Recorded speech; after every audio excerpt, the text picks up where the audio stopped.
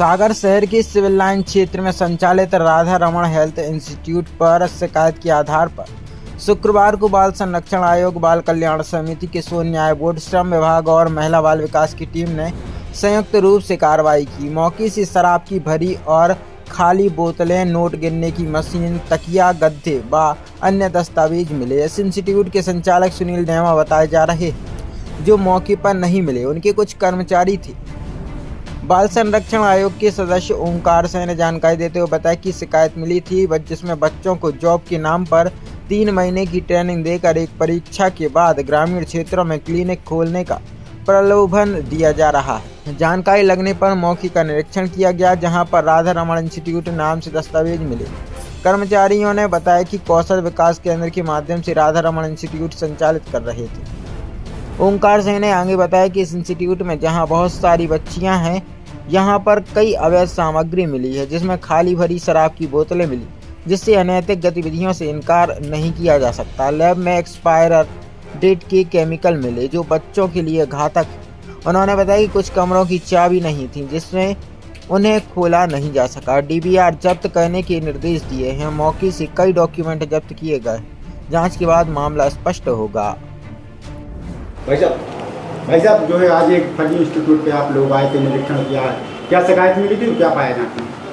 एक शिकायत प्राप्त हुई थी, जो बताई जा रही थी कि बच्चों के साथ में जॉब दिलाने के नाम से उनको ट्रेनिंग दे करके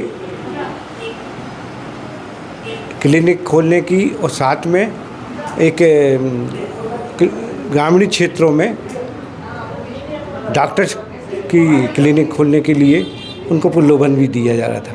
उन्होंने बताया था कि 3 महीने का कोर्स है, इसके बाद में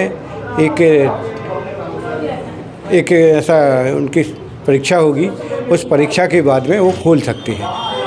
तो किस कॉलेज की संबंधित और क्या दस्तावेज मिले हैं? वो राधा रमन इंस्टीट्यूट के नाम से मिले थे, और उसमें ये भी बताया जा रहा था कि वो कौशल विकास केंद्र के माध्यम से वो राधा रमन इंस्टीट्यूट चला रहे हैं, उसी के माध्यम से हम कोर्स करेंगे। कुछ अवैध चीज़ें भी मिली हैं? बहुत सारी चीज़ें अवैध मिली हैं, जो ऐसे इंस्टीट्यूट में जहाँ बच्चों को, जिसमें अधिकांश बच्चियां हैं, अध्ययन के लिए बुलाया जा रहा है। और दारू की बोतलें मिली हैं, बियर्स की भी बोतल हैं, विस्की मिली है, कुछ खाली भी मिली हैं और कुछ भरी भी मिली है। ये ऐसे इंस्टीट्यूट में बहुत ही अधिक ऑब्जेक्शनल हैं, और ऐसी चीज़ें बर्दाश्त नहीं की जा सकती। क्या लगता है, अनैतिक गतिविधियाँ भी हो रही हैं? बिल्कुल, ये जांच का विषय है। हमने DVR जब्त करने के लिए बोला है, उसमें बहुत सारी चीज़ें मिल जाएंगी। सर, और जो मेडिकल से संबंधित जो अन्य सर्टिफिकेट वगैरह, उनकी भी फर्जी होंगे? हाँ, बहुत से डॉक्यूमेंट हमने जब्त किए हैं, और कुछ ऐसी लैब हैं जिसमें बताया जा रहा है कि एक्सपायरी दवाइयाँ लिखी हैं, केमिकल हैं, जो बच्चों के साथ में उपयोग किए जाते हैं, वो घातक भी हैं। हम ऐसे जो बंद हैं ताले, जिनकी चाबी हमें नहीं मिली है, उनको हम सील कराएंगे। संचालक का नाम मालूम चला? हाँ, सुनील नेमा नाम से कोई संचालक है, वो तो हमें मिला नहीं।